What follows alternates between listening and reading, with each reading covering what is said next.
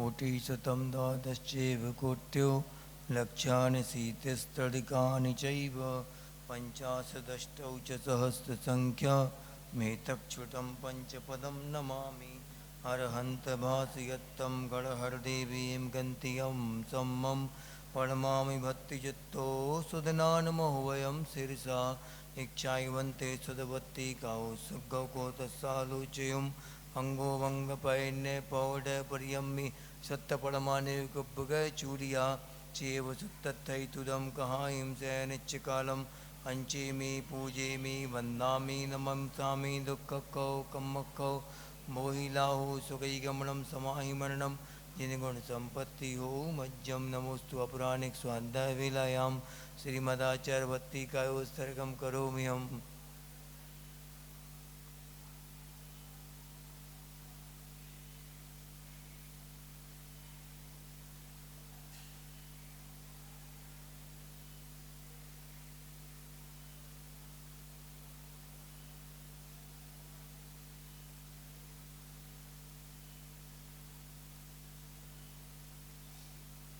सुतजलधिपारकेभ्यः सुपरमतविभावना पटुमतिभ्यः सुचरिततपोनिधिभ्यो नमो गुरुभ्यो गुणगुरुभ्यः।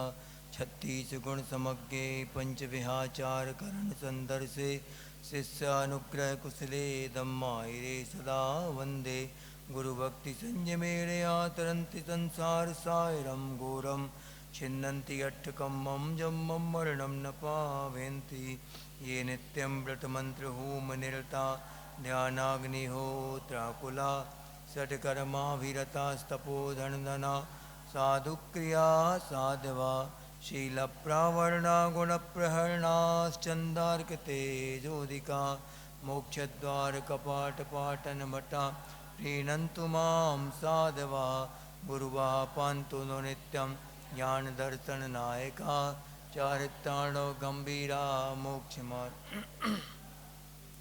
इच्छावन्ते आरवत्ति कौ तस्सालोचयुं सम्मनानि सम्मदन सन सम्मचरचित्ताणं पंचविहाचारणवार्याणम् आयारादि सुदनानोपदेशनवज्जायाणं तीरणगुणपालनयाणं सब्बसाहूलं सयनिच्यकालम् अंचेमि पूजेमि वन्दामि नमंसामि दुःखकौ कम्मकौ नमः श्रीवर्धमानाय निर्धूतकलिलात्मने सालोकानां त्रिलोकानां शासनक श्री महावीर भगवान की, आचार्य भगवंत श्री समंत भद्रदेव की, आचार्य भगवान श्री विद्यासागर जी महामुनिराज की, आचार्य श्री समय सागर जी महामुनिराज की, मुनिवर श्री 108 अजित सागर जी महाराज की।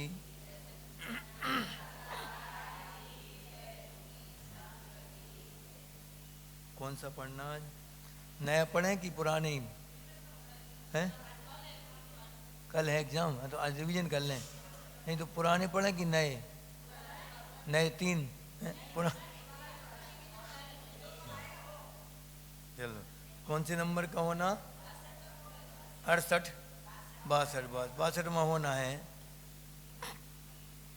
अपरिज्ञा परिमाण व्रत के अतिचार बता रहे यहाँ पे। कौन कौन से अतिचार लगते? 5 अतिचार।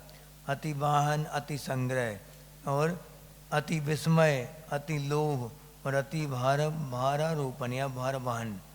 ये क्या हो गया? परिमित परिग्रह से, माने परिमित परिज्ञा ने परिज्ञा का परिमाण जहाँ पर हो गया है उनका विक्षेप यानी कि अतिचार कहलाते। पंच लक्ष्यंते, 5 अतिचार जो लक्ष्य में करके और खड़े हो ना आवाज। हाँ ये बता रहे। अति वाहन यानी क्या कहलाता कि मर्यादा, मान लो 2-3 वाहन रखे थे, 2 वाहन, और अच्छा मॉडल कोई आ गया तो क्या एक और खरीद लिया एक्स्ट्रा, तो ये क्या कहलाया? अति वाहन। अति संग्रह किसे कहते? अति संग्रह जितनी अपनी मर्यादा थी उससे लोभ के वशीभूत होकर उससे ज़्यादा मर्यादा का सामान रख लिया, वो क्या? अति संग्रह कहलाया। और अति विस्मय यानी कि दूसरे की संपत्ति को देखकर आश्चर्य करना, दूसरे की मर्यादा से ज़्यादा जितना भी अपने जितनी मर्यादा है उतना तो ठीक है, बाकी दूसरे की संपत्ति को देखकर और उस पर हमेशा आसक्त रहना कि हमें कब मिल जाए चीज़ें, उसको क्या कहेंगे? अति विस्मय। हाँ, अति विस्मय। और लोभ किसे कहे? अति लोभ। वो लोभ होगा तभी तो वो परिज्ञा इकट्ठा करने की इच्छा रखेगा। लोभ यानी बहुत तृष्णा के साथ परिज्ञा इकट्ठा करना। और अति भार वाहन यानी क्या कहलाता? कि उनकी शक्ति से अधिक लादना। अति भारारोपण भी कहलाता जी। ये दो में आता कहलाए, एक परिज्ञा परिमाण में अणिवत के अतिचार में, और एक अहिंसा अणिवत के अतिचार में भी आता अति भारारोपण। अन्नपान निरोध, अति भारारोपण, ये सब उसमें भी आएंगे, दोनों में आएंगे। दोनों में से कोई एक लिख दो तो भी चल जाएगा, ठीक है। अब लेकिन अंदर मन में तृष्णा की भाव अगर होगा कि बहुत आसक्ति पूर्वक अगर करेंगे तब ये सब अतिचार लगेंगे।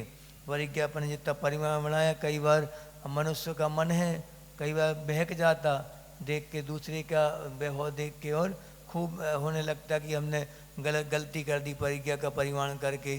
अब नई नई चीज़ें आ गई मार्केट, नई नई साड़ियाँ आ गई हैं, बुलगुआ हो रहे हैं, खूब सारी साड़ियाँ मिल रही हैं, तो मन में लोभ आ जाता। कैसा लोभ? कि अब बढ़ा लें सीमा।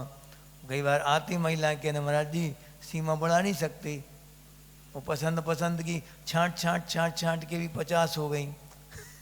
अलग करते करते करते 50 से ज़्यादा ही हो रही। वो तो फिर अब मन में लोभ आ जाता है कि महाराज जी 60 कर लें महाराज जी, अब नहीं बढ़ाएंगे, 60 कर ले रहे थे। क्या है? लोभ कहलाए, अति लोभ। ऐसे वाहन वगैरह में लगाना, सब में लगाना। और जो लोभी होगा वो व्यक्ति दूसरों के प्रति कैसे भाव रखेगा? कुछ भी हो जाए, जो अति भारारोपण करना पड़े चाहे कुछ भी करना पड़े, हमारा काम बनना चाहिए बस। सामने वाले का कितना ही अहित हो जाए, हमारा काम समय पे होना चाहिए। उसे क्या कह लेंगे? अति भारारोपण। आगे देखो, हाँ, अणुबत धारण करने का फल बता रहे। अब क्या फल मिलता है अणुबतों को धारण करने का? पंचाणु अणुबत निधियों, यानी 5 अणुबत रूपी निधियों को निरतिक्रमणा, यानी अतिचार से रहित वो जो पालन करता है। फलंति सुरलोकम, बैठ जा। फलंति सुरलोकम यानी उनको क्या? सुरलोक का फल मिलता है। कौन सा फल मिलता? सुरलोक यानी है, हाँ, सुरलोक और एक और आता देवलोक। ये दोनों में अंतर है। स्वर्लोक किसे कहेंगे? स्वर्गों का जो सुख रहेगा, ऊपर के देव, वो कहलाएंगे स्वर्गों के देव, स्वर्ग। और नीचे और सभी देव को मिला के बोला जाए तो देवलोक, देव कहलाएगा वो। देवगति में सब आ जाएंगे, भवनवासी भी आ जाएंगे, बेंतर भी आ जाएंगे, ज्योतिष की भी आ जाएंगे, ये सब आएंगे। लेकिन ऊपर के देव कहने का मतलब है क्या? सम्यक दृष्टि देव ऊपर जन्म लेंगे। सम्यक दृष्टि सभी लें, ये नियम नहीं है। वैमानिक देव ही रहेंगे ऊपर, और नीचे वाले जो भवनवासी हैं, भवनों में रहने वाले, उनका वैमानमान नहीं होता, भवन होते उनके। हाँ, देव ही देव वो, लेकिन वो कौन से देव रहेंगे? वो नीचे नहीं आते, वहाँ देवियों की व्यवस्था नहीं है। मात्र वहाँ पे वो अहिमेंद्र रहेंगे। अहिमेंद्र माने स्वयं अपने आप में इंद्र हैं वो स्वयं, तो सब कुछ उनका सब शक्ति सब बढ़ते बढ़ते क्रम में ऊपर। लेकिन अब एक दूसरे के विमान तक में नहीं जाते, वो अपने विमान में वहीं चिंतन करते रहते बैठे बैठे। देवियाँ वहाँ होती नहीं हैं। देवियाँ जहाँ होंगी वहाँ 10 प्रकार की व्यवस्था होगी। ये जी कौन सी व्यवस्था? स्वधर्म वो इंद्र, सामानिक, त्रायस्त्रीन, पारिषद, आत्मरक्ष, लोकपालनी, अनीक, प्रकीर्णक, आवियोग, गुलकिलविश, ये 10 प्रकार के देव कहाँ रहेंगे? 16 स्वर्गों में, 16 स्वर्ग या फिर भवनवासी अंतर ज्योतिष में। बाकी सब जगह कैसा रहेगा? इंद्र अकेला रहेगा, अहिमेंद्र। वो वैमानिक देव की नहीं, वैमानिक से ऊपर जो रहेंगे अहिमेंद्र जो रहेंगे, उनकी देवियाँ नहीं होती। बाकी 16 स्वर्ग तक देवियाँ रहेंगी, खूब रहेंगी हैं। हाँ, अनुत्तर, अनुदेश, ग्रैवेक, इन सब में कुछ नहीं रहेगा, देवियाँ नहीं रहेंगी। देवियाँ जहाँ रहेंगी वहाँ दिखावा रहेगा। स्त्री पर्याय जहाँ रहेगी वहाँ दिखावा खूब रहेगा। उन्हीं को दिखाने, उन्हीं को प्रभावित करने के लिए सब हो रहता। तुम लोग घर वाले जो इकट्ठे करते, मान लो तुम लोग बच्चों के लिए दुकानें खुलवा रहे, 4-4 5-5 दुकान प्लाट ले दिए उनके नाम से। क्यों ले दिए? क्यों ले दिए बताओ? शादी हो जाए। लेते कि नहीं लेते? शादी हो जाए इनकी जल्दी, बच्चे की हमारी, देखने आएंगे देखने वाले, देखेंगे इनके इतने प्लाट यहाँ डले हैं, इतने प्लाट यहाँ डले हैं, इतनी दुकानें हैं, सर्विस करता है, ये करता, वो, जल्दी शादी हो जाएगी। सिर्फ लक्ष्य क्या रहता है? महिलाओं को प्रभावित करने का बस। स्त्रियों को, स्त्रियाँ उसी से प्रभावित होती हैं, धन वैभव देख के, और क्या। हाँ, भला ही धन ज़्यादा हो उनके पास, उन बिजनेसमैन के पास भला ही धन ज़्यादा हो, सर्विसमैन के पास बिल्कुल कम हो, इसकी सैलरी तो फिक्स ही रहती है, 50-60 हज़ार रुपया मान लो, ज़्यादा है ज़्यादा, इतनी सैलरी रहेगी, उसमें भी वो उन्हीं के ऊपर लट्टू हो जाए वो, कि हमें तो सर्विसमैन चाहिए बस, क्योंकि छुट्टियां मिलती हैं, घूमने मिल जाता। अब बिजनेसमैन ज़्यादा छुट्टियां ले नहीं पाता, बिजनेसमैन जो होता है फंस जाता वो बिजनेस के चक्कर में। लेकिन सबसे सुखी वो ही रहता है, इनसे ज़्यादा सुखी वो रहता है सर्विसमैन से।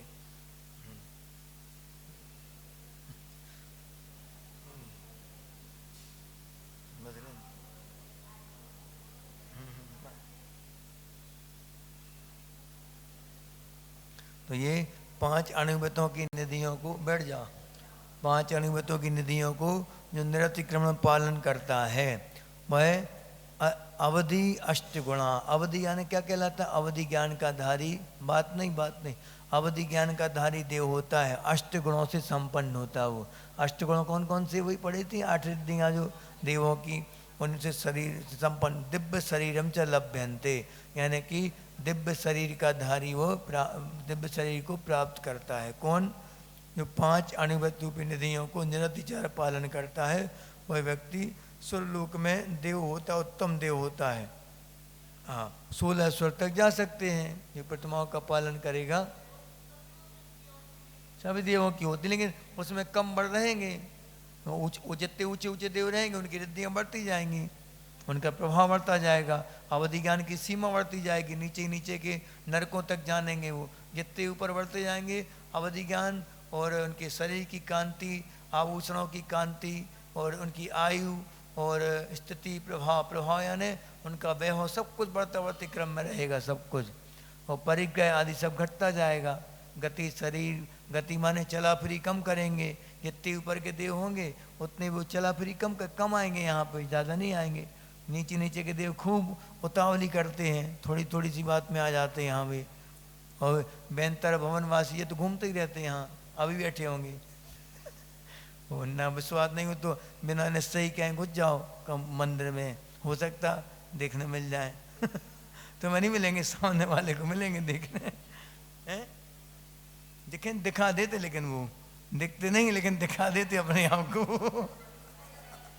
ऐसे वो चाहे तो देख सकते, उनके पास सब रिद्धियाँ होती हैं, वो चाहे कि प्राकाम रिद्धियाँ, ऐसी रिद्धियाँ, अंतर ध्यान है, अंतर ध्यान हो गए नहीं दिखेंगे, और वो चाहे आपको दिखाना अपना रूप तो रूप दिखा देंगे अपना, वो उनके ऊपर है। और पर काय प्रविष्टि सब विद्या उनके पास होती हैं, पर दूसरे की काय में प्रविष्ट होकर आपको सामने वाले को दिखा देंगे। वाचासी बोलते भगवती आराधना में लिखा है कि जब साधु की संलेखना हो जाती है उस समय तक 48 मिनट तक कम से कम नमो कारण सुनाते रहो 100 के सामने। हाँ, मतलब वो मृतक हो गए, मर गए हैं महाराज जी, लेकिन उसके बाद भी उनको लगातार 48 मिनट तक नमोकार मंत्र का जाप होना चाहिए वहाँ पे, तो कोई बेंतर आदि देव परेशान न करें।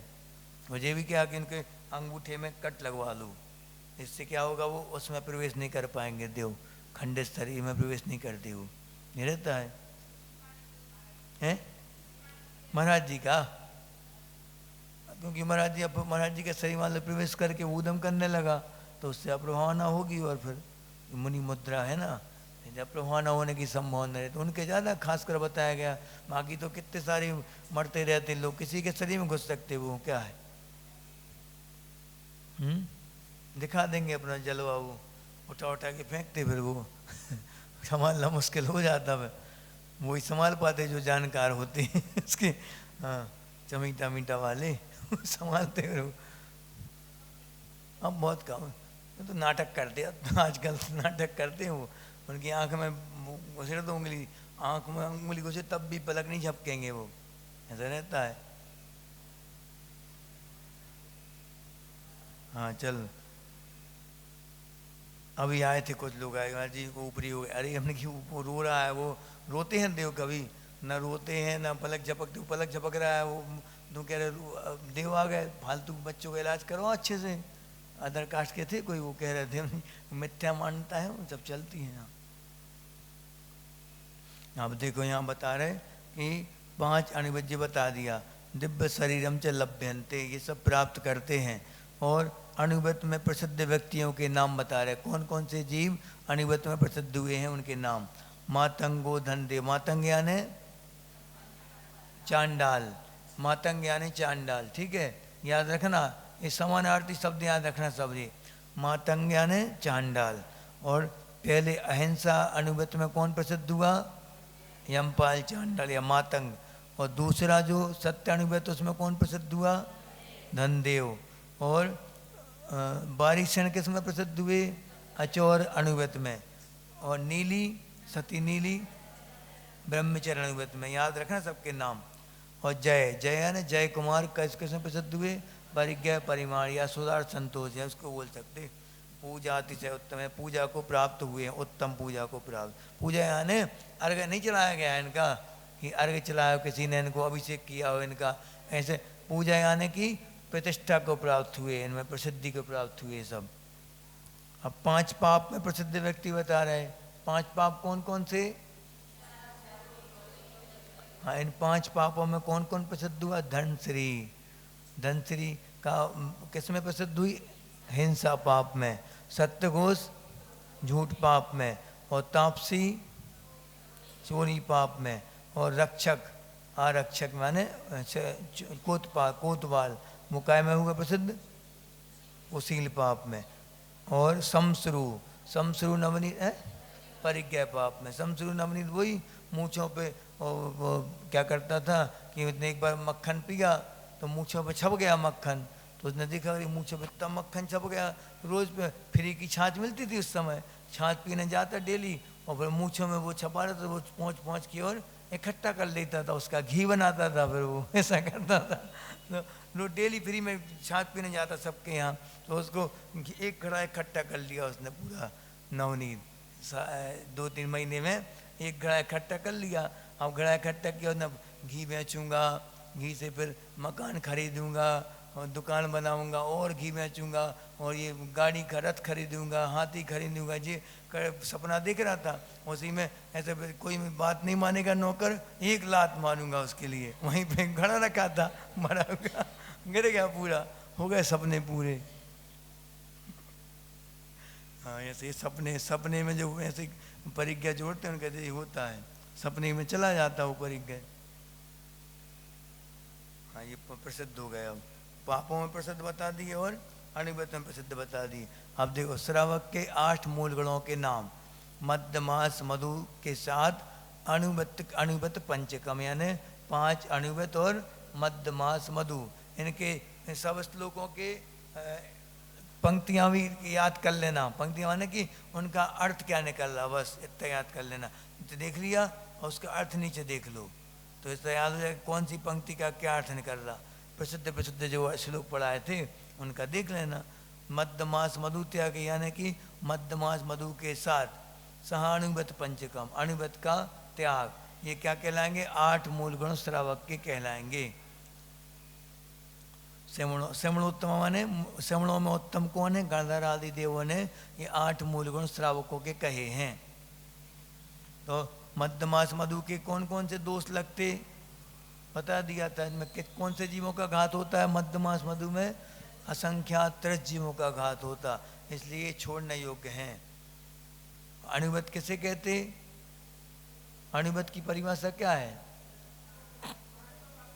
5 पापों का मोटे रूप में या स्थूल रूप में त्याग कर देना क्या कहलाएगा, अणुवत कहलाएंगे। ठीक है। महावत किसे कहते, पूर्ण रूप से त्याग कर देना, मन वचन काय से कृतकार्य तनुना से 5 पापों का त्याग कर देना, वो कहलाएगी महाव्रत।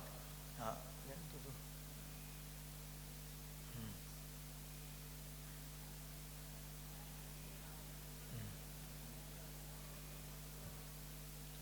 देखो दिग्व्रत, अब गुणव्रतों के नाम बता रहे हैं। गुणव्रत किसे कहते? अणुव्रतों में जो वृद्धि करने वाले हैं उसे गुणव्रत कहते हैं। तो दिग्व्रत, अनर्थ दंडव्रत, भोग भोग परिमाण, याद रखना। दिग्व्रत, अनर्थ दंडव्रत और भोग भोग परिमाण व्रत, ये क्या कहलाए? 3 गुणव्रत हैं ये 3। और शिक्षाव्रत कौन कौन से? बोलो, देशावकाशिक, सामयिक और रोजदोबस और अतिरिक्त संविभाग या वैयावृत्ति, दोनों ये दोनों नाम मिलते। तो अतिरिक्त संविभाग या वैयावृत्ति एक ही बात है। हम देखो यहाँ बता रहे कि दिग्व्रत, अनर्थ दंडव्रत, भोग भोग परिमाण, अनुग्रहणान गुणानाम, यानी कि गुणव्रतों में एक आख्यांति गुणव्रता न्यार्या, यानी गुणव्रतों के धारी आर्या। आर्या माने तीर्थंकर आदि उत्तम पुरुषों ने गुणानाम, गुणानाम यानी कि मूल गुणों के। अच्छा, मूल गुण जो लिखे थे, कौन कौन से मूल गुण थे? मध्यमास, मधु और अणुव्रत 5, ऐसे 5 अणुव्रतों में वृद्धि कर देना। अनुग्रहण माने बढ़ा देना, उनकी गुणों में कई गुणा वृद्धि कर देना, गुणव्रत कहलाते वो। ठीक है, अणुव्रतों को कई गुणा बढ़ाने वाले गुणव्रत कहलाते हैं। अब पहला गुणव्रत कौन सा है? दिग्व्रत। दिग्व्रत किसे कहते? दिग्बलयम परिगणितम, यानी कि दिशाओं के बल यानी समूह, दिशा के समूह की गिनती कर लेना। परिगणितम यानी मर्यादा सहित, ठीक है, दिशाओं की कृत्वा करके, दिशाओं की मर्यादा करके, 10 दिशाओं की क्या करना? अहम, अहम यानी मैं, बाहर न यास्यामि, बाहर नहीं जाऊंगा, इन मर्यादा से हम बाहर नहीं जाएंगे। इति संकल्प, इस प्रकार संकल्प करना दिग्व्रत कहलाता है। इससे क्या होता? 5 पापों की, अणुपापों की और सूक्ष्म पापों की और स्थूल पापों की क्या हो जाती? निवृत्ति हो जाती। सीमा से बाहर के पापों से अपन बच जाते, स्थूल पाप से भी और सूक्ष्म पाप, दोनों प्रकार के पापों से बच जाते। आगे बढ़े हम। देखो दिग्व्रत की मर्यादा का प्रकार, कैसे बांधते मर्यादा, इनकी विधि बता रहे हैं यहाँ पे कि मकरा कर सरी दटवी, यानी कि मकर यानी क्या कहलाता? समुद्र।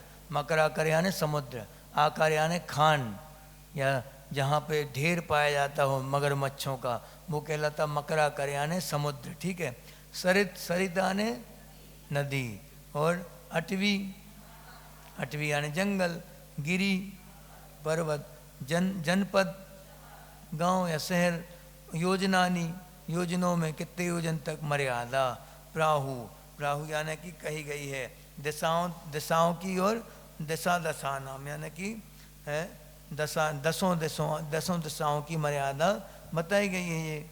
और ये क्या कहलाता? प्रतिसंहारे। प्रतिसंहार का मतलब क्या होता है? इन्हें परिमाण में या नाप तोल में, ये कहलाई क्या? प्रसिद्धानी, प्रसिद्ध जो गुफाएं वगैरह हैं, पर्वत आदि हैं, उन तक अपन ने मर्यादा मान ली, इतनी दिशा से ज़्यादा नहीं जाएंगे। सब काय में आएंगे? दिग्व्रत में आएंगे। और दिग्व्रत की मर्यादा के बाहर क्या कैसे हो जाते? वो अणुव्रती महाव्रती के समान हो जाता। अवधेय माने कि मर्यादा के बाहर अणुपाप, अणुपाप के प्रति यानी अणुपाप के लिए क्या? वृत्ति यानी दूर होने से दिग्व्रतानि धारायताम, दिग्व्रत को धारण करने से 5 महाव्रत परिणतम, माने 5 महाव्रत की परिणति के समान अणुव्रतों को कहलाते हैं। अणुव्रती कैसा कहलाएगा? वो महाव्रती के समान कहलाएगा। क्यों? क्योंकि सीमा के बाहर जो सीमा बांधी थी उसमें तो ठीक है, अणुव्रती कहलाएगा। बाकी सीमा के बाहर अणु और स्थूल दोनों प्रकार के पापों का त्याग हो गया। अब नहीं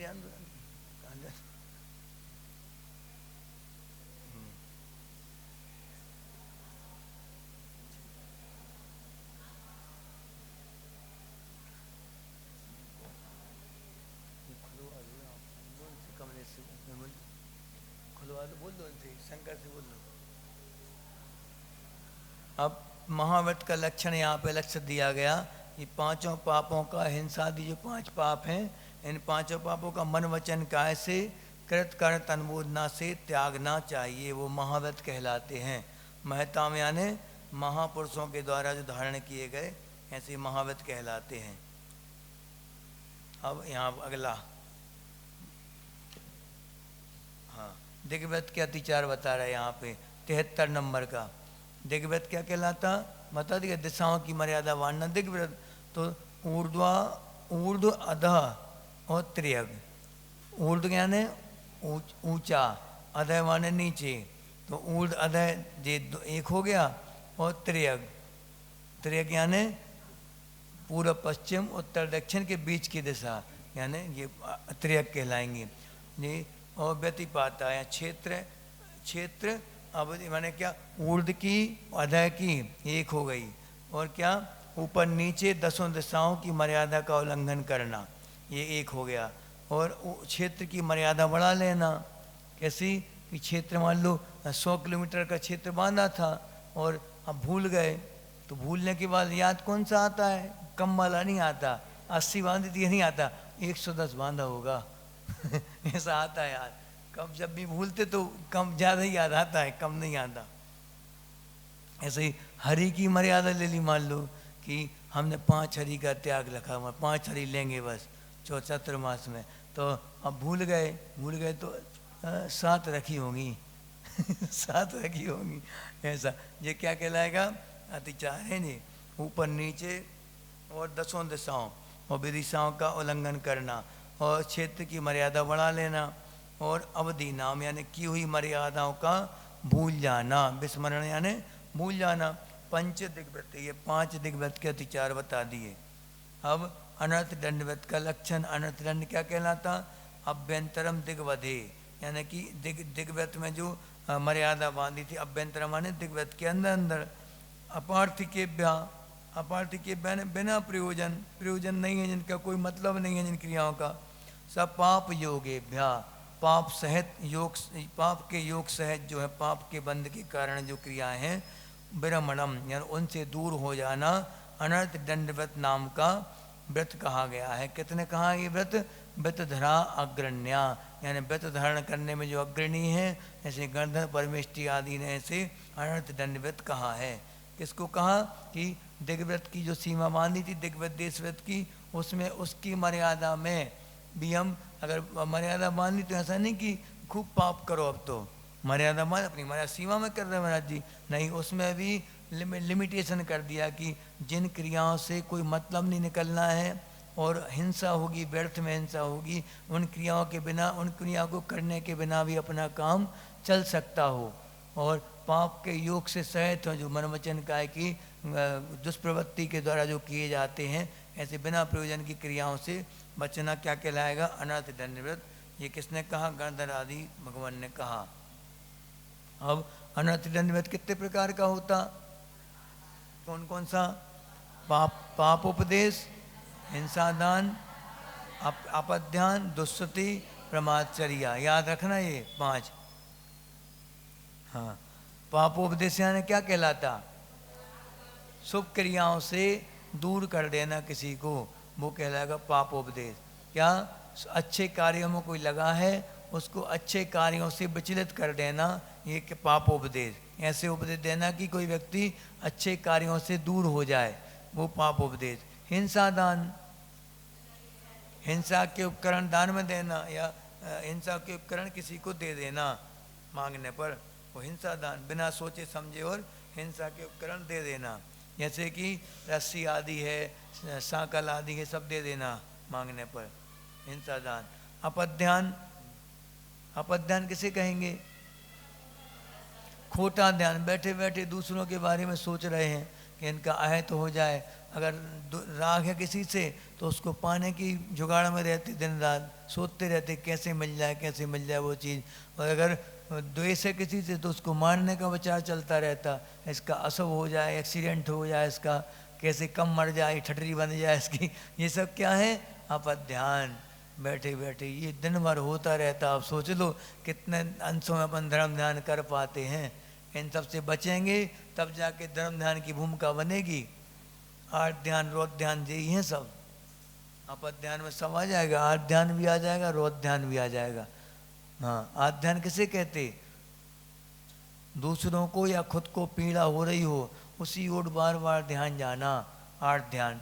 मुनियों को भी होता जी, लेकिन कौन सा ध्यान नहीं होगा मुनियों को? निदान ध्यान नहीं होगा। 4 प्रकार के आध्यान होते हैं, जो कौन कौन से?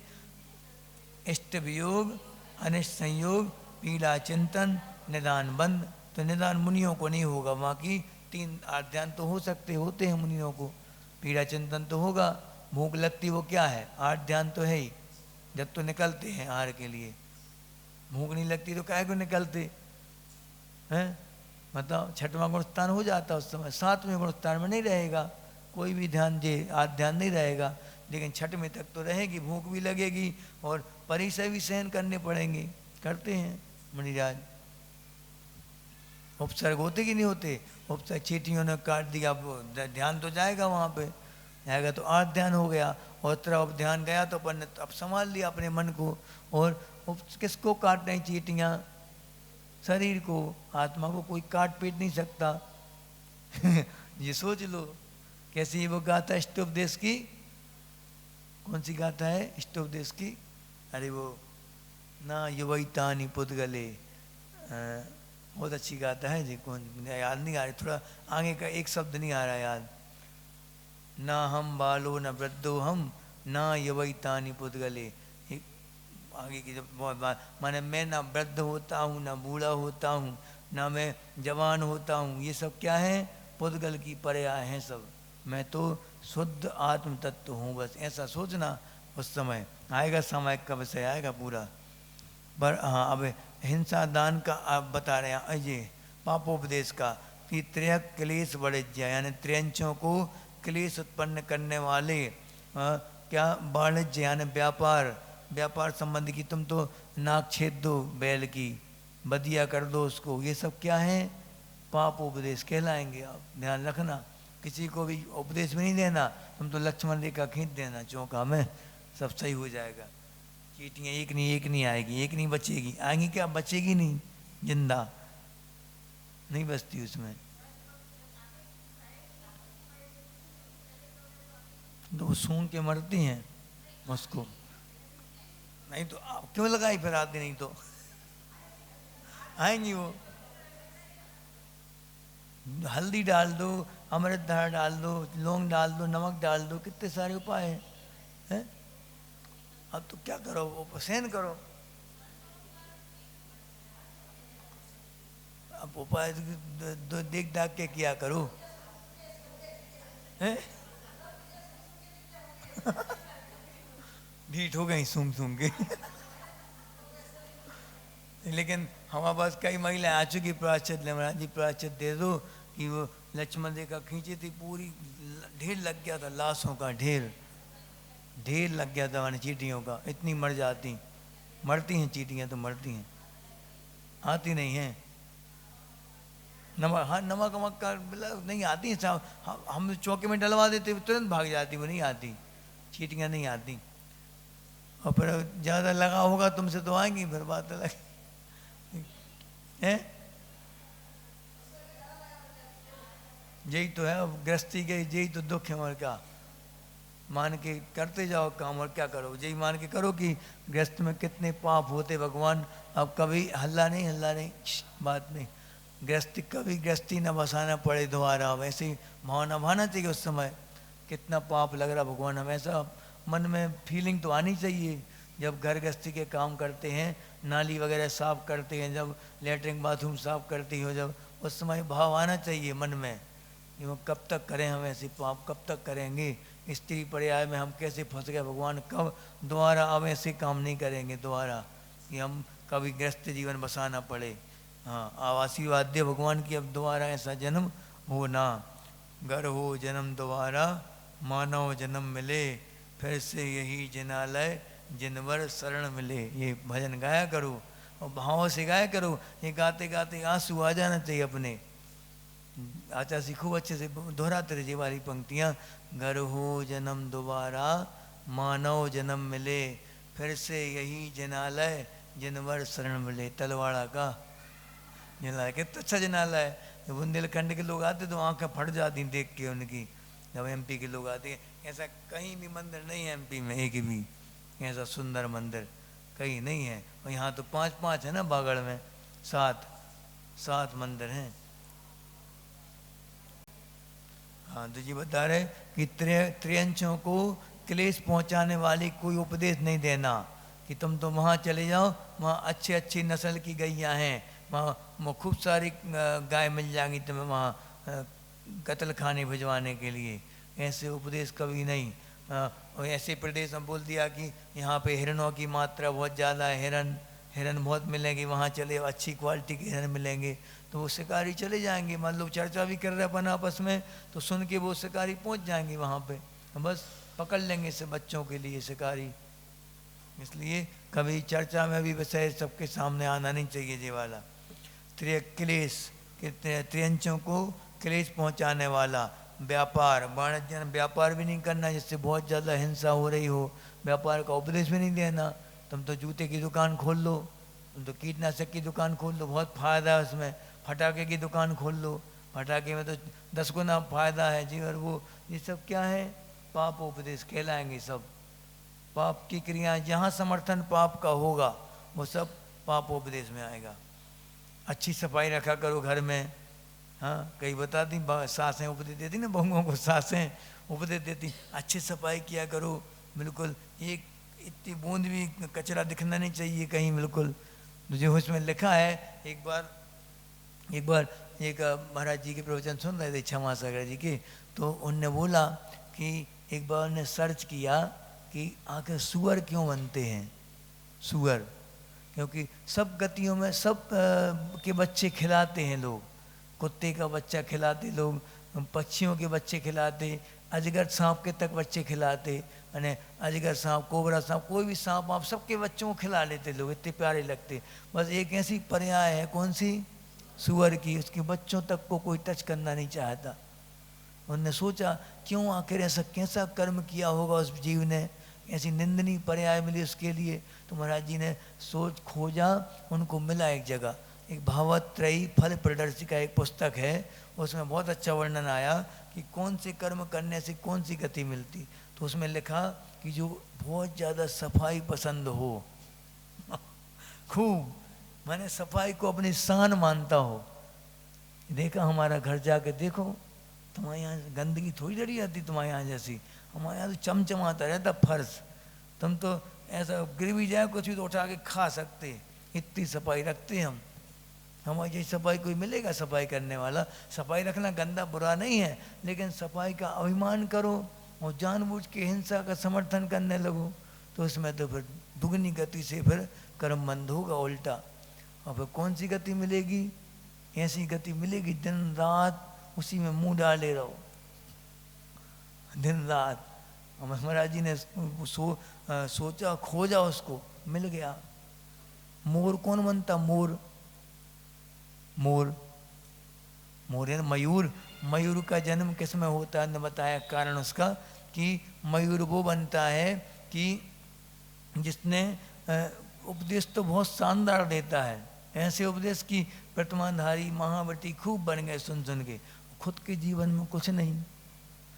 कसाय का ऐसा उपदेश देंगे कि बिल्कुल कसाय से विरक्ति आ जाए लोगों को, और खुद के जीवन में कसाय भरपूर हैं, भरी लबालब भरी हैं जीवन में, तो क्या होगा उसका प्रभाव। किसी का मोर होती, मोर दूसरों को दिखाने के लिए नचती है खूब, उसको देख के खूब लोग प्रभावित होते, लेकिन जैसे ही अपने पैरों को देखती है आंसू आ जाते उसके। क्यों, इतना सुंदर रूप है हमारा, वो देख देख के अभिमान करती है अपने रूप के ऊपर खूब, लेकिन जैसे ही पैरों के ऊपर दृष्टि जाती तो भद्दे पे, सबसे भद्दे पैर होते मोर के, सबसे गंदे पैर होते, डरावने टाइप के पैर होते। इसलिए वो जो दूसरों को उपदेश दे खुद ना फॉलो करे उनका, तो वो कैसा है, मोर बनेगा। पूरा वर्णन दिया और बहुत अच्छा वर्णन, पढ़ने लायक है वो पुस्तक, भावत्रयी फल प्रदर्शिका। हाथी कौन बनता है, ये सब दिया आगे अपन को रिवीजन करना है पूरा। तो पाप उपदेश यानी पाप के बढ़ाने वाले उपदेश देना, हिंसा दान, हिंसा के उपकरण किसी को देना, और अपद ध्यान यानी खोटे विचार करना, बैठे बैठे राग द्वेष की चर्चा और विचार करना, दुष्श्रुति यानी दूसरों के बुरा सोचते रहना दिन रात है, भावत्रयी फल प्रदर्शिका श्रुति। अब ये 5 हो गए ब्रह्मचर्या। ब्रह्मचर्या किसे कहते? बैठे बैठे ज़मीन खोद दी, बैठे बैठे पत्थर फेंकने लगे पानी में, पानी के ऊपर पत्थर फेंक दिया, अग्नि को छेड़ दिया, ऐसा ऐसा कर दिया। ये क्या है? जाते जाते पत्ते पे तोड़ दिए, डाल दिए, फूल मसल दिए, रोड पे गड्ढा कर दिया, एक लात मार दी बाटल में खड़े कर पत्थरों में। ये क्या है? सब ब्रह्मचर्य में आ गए। बैठे बैठे चिटाई मोड़ रहे, चिटाई की गांठ मान दी चिटाई में। ये सब क्या है? ब्रह्मचर्य में आएगा। सब करते, हम भी करते थे पहले, समय याद है। अब नहीं करना, लेकिन जब जानकारी हो जाए उसके बाद नहीं करना। अब तक अपन जो करते आए अज्ञान दशा में करते आए, अब जब हम जान चुके तो फिर हम क्यों पाप करेंगे जानबूझ के? कई बार हो जाता है ऐसे ऐसे कर रहे, मान लो बैठे बैठे वहाँ चींटी आ गई अचानक, तुम थोड़ी देख रहे वहाँ पे, बस चली गई वो। हाँ, अहिंसा, हिंसा दान पढ़ें। कथा प्रसंगा, प्रसवा कथा प्रसंग माने ये सब उत्पन्न प्रलम्बनादीन, प्रलम्बन क्या कहलाता है? प्रलम्ब छल, छल कपट आदि को उत्पन्न करने वाली कथाओं को कहना, ये सब काय में आएंगे? पापोपदेश में, हिंसा दान में, अपने परशु यानी फरसा, और कृपाण यानी तलवार, खनित्र यानी कुदाली या फरसा, ये कुदाली या फावड़ा। हाँ, जुलन, जुलन यानी, जुलन का मतलब अग्नि। ये सब चीज़ें अच्छे से याद कर लेना। आयुध, आयुध माने अस्त्र शस्त्र, और श्रृंगी, श्रृंगी यानी विष या जहर, श्रृंगी यानी जहर। श्रृंखला, साकर पर्यायवाची है सब जी। श्रृंखला माने साकर, चैन, चैन तो इंग्लिश शब्द हो गया। हाँ, आदि नाम, बद हेतु नाम, जिनसे बद के कारण हो सकते हैं, जिनसे उनका दान देना, वो सब काय में आएगा? हिंसा दान में आएगा। 78 बंद, बद बंधक छेद आदि अपध्यान, अपध्यान बता रहे हैं यहाँ पे कि जिससे द्वेष है उसका बद हो जाए, मर जाए, वो बंधन में जेल हो जाए उसके लिए, और आदि। और जिससे राग हो गया है तो पर कलत्र, कलत्र यानी क्या होता? कलत्र, कलत्र माने स्त्री, ठीक है, कलत्र माने स्त्री या औरत या महिला है, कुछ भी कह सकते, पर्यायवाची नाम है, याद रखना। कलत्र यानी स्त्री। हाँ, अगर पर स्त्री के प्रति राग हो गया है तो उसी में, उसी की चाय में लगे हैं। आध्यानम अपध्यानम, यानी इन सब का ध्यान करना क्या? अपध्यान कहलाएगा। सासतिया ने कहा गया है जिन शासन में विशद रूप से कहा गया है। अब देखो आगे, दुश्रुति नाम का अनर्थ दंड। आरंभ संग साहस मिथ्या द्वेष राग मद मद नहीं, यानी कि आरंभ यानी पाप। आरंभ किसे कहते? पाप की शुरुआत, माने पाप करना आरंभ कहलाता, ठीक। संग यानी परिग्रह, साहस यानी, साहस यानी जोश, ताकत, ठीक है। मिथ्यात, मिथ्यात यानी, मिथ्यात यानी क्या? अज्ञान, अज्ञान भी कह सकते या फिर विपरीत धारणा, मिथ्यात कहलाएगी। राग मद मद नहीं, राग देश, और मद मद नहीं यानी क्या कहलाता? काम, हाँ, काम भोग की इच्छा, मदन मद नहीं। चेत है कलुष है तामसुति, इनसे मन कलुष हो जाना। दुस्तुति अवधि नाम, यानी ये दुस्तुति नाम का, दुस्तुति नाम का अनर्थ दंडवत कहा गया है। मद, मद यानी घमंड, मदन यानी विषय भोग, ठीक है, विषय भोग, ये हो गया। इन सब का चिंतन करना, सब काय में आएंगे? दुस्तुति में आएंगे। इन सब की चर्चा करना भी दुस्तुति में आएंगे। सुनना, सुनना सुनाना सब उसमें आएंगे। ब्रह्मचर्या नाम का, अब क्षिति माने पृथ्वी, सलल यानी जल, दहन यानी अग्नि, पवन यानी हवा या वायु, आरंभ यानी पाप, विफलम, विफलम यानी इनको नष्ट करना, विफलम है निष्प्रयोजन, अच्छा, निष्प्रयोजन, वनस्पति को छेद दिया, पृथ्वी खोद दी, सलेल ने जल को लात मार दिया, बहा दिया उसके लिए व्यर्थ में। तो अब इसलिए याद रखा करो, टोटी खुली कहीं दिख रही है तो लगा दो। कहीं रास्ते में भी जा रहे हैं अपन, किसी का नल व्यर्थ में पानी बह रहा है तो उसको बंद कर दो। सरकारी नल है वो बहते रहते, बंद कर दिया। या नहीं है तो अपने हाथ से पाइप लगवा दिया, वहाँ पे टोटी लगा दी और बहे नहीं, पानी व्यर्थ न बहे। पवन आरंभ विफलम वनस्पति छेदम। शरणम यानी घूमना, व्यर्थ में घूमना, यहाँ वहाँ जाना, हाँ ये सब शरण में आएगा। नाम नहीं ले रहा है, बहुत हो गया नाम वो। सारण, शरणम यानी स्वयं घूमना, और शरणम यानी अन्य को भी घुमाना। प्रमादचर्या प्रभासंत, ये सब प्रमादचर्या में आएंगे।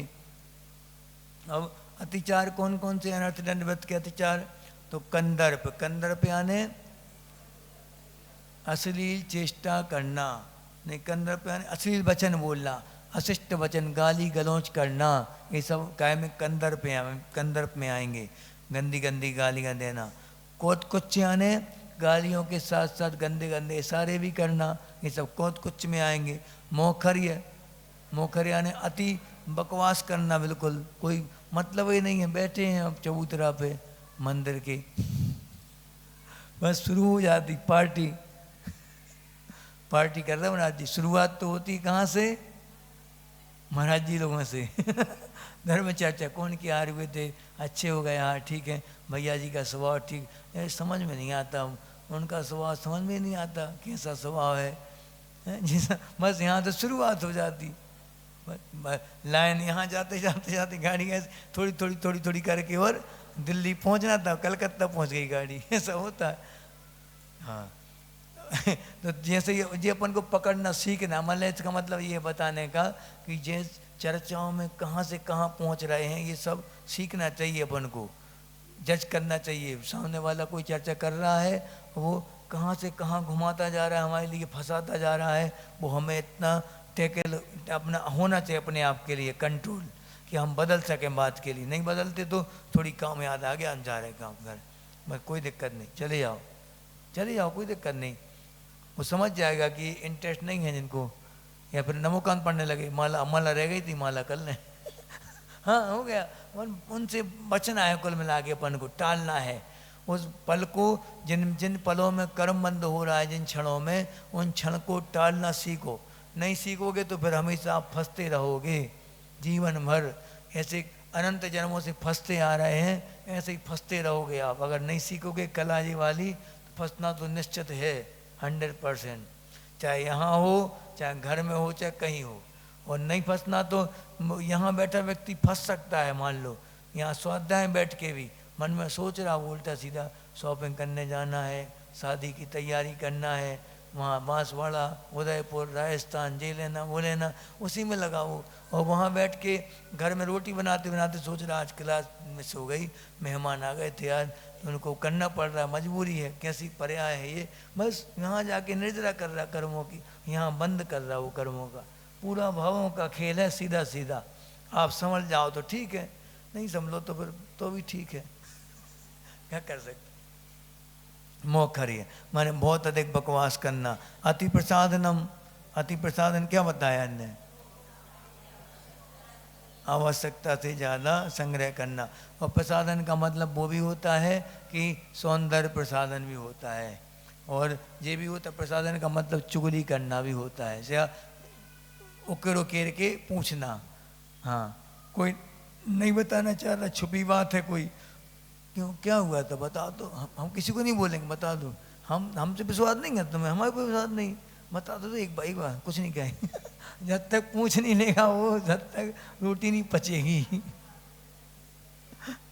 ये अति प्रसादन कहलाता। ठीक, अब असमीक्ष अधिकरणम यानी बिना मतलब के कार्य, बैठे बैठे कुछ भी करते रहना। ये 5 अनर्थ दंडवत के अतिचार हो गए। अब भोगो भोग परिमाण व्रत का लक्षण बता रहे कि अक्षार्थानम परिसंख्यानम यानी कि इंद्रियों के 5 इंद्रियों के विषयों की जो सीमा बांधी थी, और भोगो भोग परिमाणम यानी भोगो भोग जब परिमाण जो व्रत लिया है उसमें 5 इंद्रियों के विषयों की सीमा बांध ली। अब अर्थावधौ अपि अवधौ यानी कि उनमें भी मर्यादा को लेकर अपन ने इतने राग रति नाम तनु करते यानी घटाने के, तनु करते माने उनकी राग रति नाम राग से होने वाली लालसा को घटाने के लिए क्या कर लिया, भोग भोग का जो 5 इंद्रियों के विषय थे उनको भी सीमा बांध ली कि हम इन विषयों में भी इतनी इतनी चीज़ें रखेंगे, भोग की सामग्री इतनी और भोग की इतनी। और मान लो मैं तो सब हो गई थी परिज्ञा परिमाण में, लिमिटेशन हो गया था उनका। लेकिन यहाँ क्या बोल रहे हैं, उनमें भी फिर और कम कर लो, चातुर्मास में इतना ही ये भोग भोग परिमाण हो गया। अब भोग की परिभाषा क्या बताई थी कि भुक्त्वा परिहातव्यो, यानी भोग कर परिहातव्य यानी खत्म हो जाए या छूट जाए, वो क्या कहलाएगी भोग। और भुक्त्वा पुनश्च भोक्तव्य माने भोग कर और पुनः भोगने में जो आती है वो उपभोग। उपभोग असन वसन प्रभृति, असन किसे कहते हैं, असन माने खाना, खाना पीना एक बार उपयोग में आता उसे क्या कहेंगे भोग। और वसन यानी वस्त्र, ये बार बार उपयोग में आते तो उपभोग हो गया। पंचेंद्रिय विषय हुए, पांच इंद्रियों के विषय हैं। अब मकारों के त्याग का फिर से उपदेश दे रहे हैं यहाँ पे कि मकारों का त्याग करना अनिवार्य है। त्रस्त परिहरणार्थम यानी कि त्रस्त जीवों की हिंसा को परिहरणार्थम यानी बचाने के लिए, त्रस्त जीवों की हिंसा से बचने के लिए क्षौद्रम, क्षौद्र यानी क्या बताया, मांस, मांस है ना, मधु, मधु, हाँ क्षौद्र यानी मधु, और पिशितम, पिशितम यानी मांस, याद कर लेना अच्छे से शब्द, क्षौद्र यानी मधु और पिशित यानी मांस, क्षौद्र यानी पिशित यानी मांस, और हाँ प्रमाद, प्रमाद यानी आलस्य। कौन सी क्रियाओं में आलस्य करना, अच्छी क्रियाओं में, शुभ क्रियाओं में आलस्य करवा देना प्रमाद का काम है। हाँ जो शुभ क्रियाओं में आलस्य पैदा कर दे वो प्रमाद है। इनसे दूर होने के लिए क्या करना, मध्यम च वर्जनीयम, मध्य यानी शराब से दूर हो जाना। जिन चरणों शरणमुपयाति, और किन की शरण को प्राप्त करना, जिन भगवान की चरण को जो शरण को प्राप्त हुआ है वो इन सब चीज़ों को नहीं खाएगा। भोगो भोग परिमाण व्रत में कौन कौन सी वस्तुओं त्याग हैं बता रहे, अल्प फल बहुविघातान यानी कि जिनमें फल कम हो और फेंकने योग्य ज़्यादा हो, वो अल्प फल बहुविघात यानी कि बहुत ज़्यादा चीज़ें फेंकी जाती हों और खाने योग्य बहुत कम हो, हिंसा ज़्यादा हो रही हो। मूलक, मूलक यानी मूली गाजर ये सब जड़ वाली चीज़ें मूलक कहलाती, अदरक वगैरह सब्जी क्या में आएंगी, मूलक में आएंगी। और श्रृंग बेरानी माने अदरक, अदरक है, हल्दी है जो सूख कर और उपयोग में ली जाती हैं। सीधी सीधी सचत्त नहीं खाना, उनको कैसे सुखा के उपयोग करना, उनका सचित्त का दोष लगेगा, बहुत ज़्यादा उसमें हिंसा होती है तो उनको उनसे बचना। मूलक यानी सब समझदार है, मूली गाजर शकला आदि सब मूलक में आएंगे। और आर्द्राणी सचित्त, सचित्त क्या, संग वीराणी, अदरक आदि जो है सचित्त, और ये सुखा के खाए तो काष्ट में आते, फिर वो सचित्त तो नहीं आते। मूली गाजर आदि ठीक। अब नवनीत निम्ब कुसुमम, नवनीत माने मक्खन, जो बिलोने के बाद जो बनता है ऊपर आता है जो, वो कहलाता मक्खन। और नीम के फूल ये भी खाने योग्य नहीं है, नीम के फूल वगैरह जो नीम पीले पीला फल भी फूल होता वो खाने योग्य नहीं होता। केतकी के फूल वो भी नहीं खाना चाहिए, बता चुके अच्छे से विस्तार से। अब व्रत का लक्षण बता रहे फिर से कि व्रत किसे कहते, यदि निष्ठम तद व्रतेत यानी कि जो अनिष्ट है उससे दूर हो जाना क्या, और अनुपसेव्य से भी दूर हो जाना। पहले किससे, जो अनिष्ट वस्तु है उससे दूर हो जाना। अनिष्ट क्या कहलाता, जो हमारे स्वास्थ्य को बिगाड़ दे, स्वास्थ्य के लिए भी मन के लिए भी सबके लिए हानिकारक है जो, वो सब क्या कहलाएगा, अनिष्ट। ठीक है, उनसे क्या करना, दूर हो जाना। और अनुपसेव्य से भी दूर हो जाना, जहियात यानी छोड़ देना। अनुपसेव्य क्या कहलाता, हाँ जो कि सेवन करने योग्य नहीं है, जैसे पसीना है, मल है, मूत्र है, खून है, हड्डी है, ये सब काय में आएंगी, अचित्त हैं सब ये चीज़ें, लेकिन अनुपसेव्य हैं, खाने योग्य नहीं है। अभिसंधि करता, अभिसंधि यानी प्रयोजन, अभिप्राय पूर्वक जानबूझ के चला के की हुई निवृत्ति व्रत कहलाती, यानी कि अपने आप छूट जाए वो व्रत नहीं कहलाता। हाँ दांत गिर गए हैं और अब महाराज जी ड्राई फ्रूट्स का त्याग क्या महाराज जी, ड्राई फ्रूट का सब सब सब प्रकार के ड्राई फ्रूट्स का त्याग। अब तुम क्या करोगे त्याग, 90 साल हो गए, 80 साल हो गए, तुम दांत मुख्य हो गए हो, दांत पूरी एक नहीं बचा है, अब ड्राई फ्रूट चबेंगे ही नहीं तुमसे, तो क्या त्याग करोगे, वैसे ही त्याग होगा तुम्हारे तो। ये क्या अभिसंधि कृतवर्ती बोला यार ने, एक शब्द बहुत अच्छा रख दिया इनने, अभिप्राय पूर्वक, माने चला के और त्याग करना, वो कहलाएगा त्याग। व्रत वो कहलाएंगे जो कि होश हवास में और पूरी चेतना के साथ दिए जाते, वो व्रत कहलाते हैं। वरना छूट जाए अपने आप, वो व्रत नहीं कहलाते।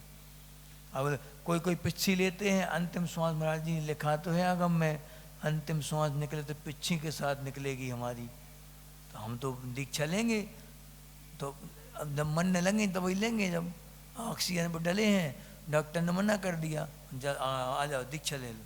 ऐसी दीक्षा एक आध दिन तो पालन करो कम से कम, पिच्छी लगा के परिमार्जन तो करें आप कम से कम एक दिन।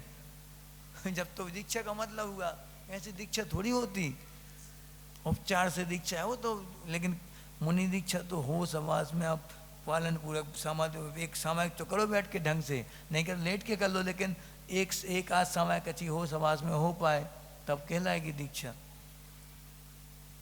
हाँ, अब कहाँ पहुँच गए? नियम और यम। यम किसे कहते? हाँ, नियम परिमित कालो, यानी कि नियम परिमित यानी कुछ समय के लिए होता है, और यावत जीवम माने जीवन पर्यंत क्या होता है? यमो ध्रियते माने धारण करो, ध्रियते धारण करना चाहिए। नियमा यमश्च वेतो, या नियम और यम दो प्रकार के होते हैं। भोगो भोग, भोगो भोग जो होते हैं इनके नियम और यम दोनों होते। नियम कैसे कहते? कुछ काल के लिए, और यम यानी आजीवन। अब भोगो भोग की सामग्री बता रहे, भोजन, वाहन, शयन, स्नान, पवित्र अंगराग, कुसुम और तांबूल, वसन, भूषण, ये सब क्या कहलाएंगे? देखो बता रहे हैं, भोजन, भोजन किस में आएगा? भोग में कि उपभोग में? भोग में। और वाहन, उपभोग में। शयन, शयन माने पाटा, उपभोग में, उपभोग बार बार सोओगे उस पर। स्नान भोग में आएगा, वो दोबारा कैसे नहाओगे? पवित्र अंग, पवित्र माने पवित्र अंग राग, यानी कि सेंटेट करना शरीर के लिए, ये सब भोग में आएंगे। एक बार सेंट डाल दिया दोबारा छुटाओगे क्या? छुट्टा नहीं हो है। फिर दोबारा तो तुम्हारा बच्चा तक नहीं लगाएगा तुम्हारा पाउडर छुटा के। अंग राग। कुसुमेशु यानी फूलों पे शयन करना, फूलों की सुगंधी लेना बढ़िया बढ़िया। तांबूल, पान, तांबूल यानी पान, पान क्या काय में आएगा? भोग में आएगा। बसन, बसन यानी वस्त्र, ये काय में आएंगे? भोग में, उपभोग में। भूषण और उपभोग में आएंगे ना, भूषण, आभूषण। अब मनमत संगीत यानी कि मन पसंद संगीत, ये सब काय में आएंगे? भोग में आएंगे। मन पसंद संगीत भोग में। हाँ, तो वो दोबारा रिकॉर्डिंग, वो शब्द तो गया ना, एक बार जो शब्द उत्पन्न हुआ आपको आनंदित कर गया, अब वो दोबारा थोड़ी उत्पन्न होगा, वो तुमने रिकॉर्डिंग करी उसकी बात अलग। कान में तो एक अगले समय में भला ही आ जाए वो, लेकिन उस समय तो तुमने भोग लिया उसको। टेप रिकॉर्ड रह जाएगा भोग में, उपभोग में। हाँ, अब देखो अब इसकी मर्यादा कैसे बांधे तो बता रहे। अद्य माने आज, दिवा, दिवा यानी दिन, रजनी यानी रात, याद कर लेना। अद्य माने आज, दिवा यानी दिन, रजनी माने रात, पक्ष यानी 15 दिन, मास यानी 1 माह, और तथा ऋतु, ऋतु यानी 2 माह, आयन यानी 6 माह, और इति काल पर, इस प्रकार काल का वो जो लिमिट करके प्रत्याख्यान में त्याग करना नियम, ये नियम कहलाता है। ठीक है। अब भोगो भोग परिमाण के अतिचार बता रहे कौन कौन से। अंतिम अंतिम, बस अंतिम में 1 मिनट बचा है। भोगो भोग परिमाण के 5 अतिचार कौन कौन से? विषय विषतोनुपेक्षा, माने पंचेंद्री के विषयों से अनुपेक्षा, यानी इनकी उपेक्षा नहीं करना, उनसे दूर नहीं होना, वो सब काय में आएगा? पहला अतिचार है ये। भोग भोग परिमाण व्रत का पहला अतिचार कौन सा है? पंचेंद्री के विषयों से दूर नहीं होना। और दूसरा अनुस्मृति, यानी बार बार याद करना उन चीज़ों के लिए, वो अनुस्मृति में आएगा। ये क्या कहलाएगा? जो भोग भोगे थे, भोगे जो भोग पहले, उनको ना हो वे सुमरन।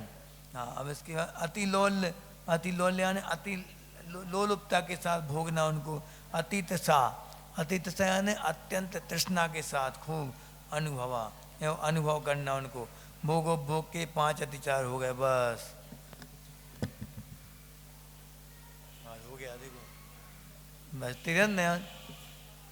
अब कल पेपर है, कितने बजे रखना पेपर? 3:30 3:15 का डाल देना ग्रुप में, फिर भी सबको देना पेपर, बने चाहे ना बने। जब एक दिन भी क्लास में आया कोई तो दे सकता पेपर, कोई दिक्कत नहीं, चिंता नहीं।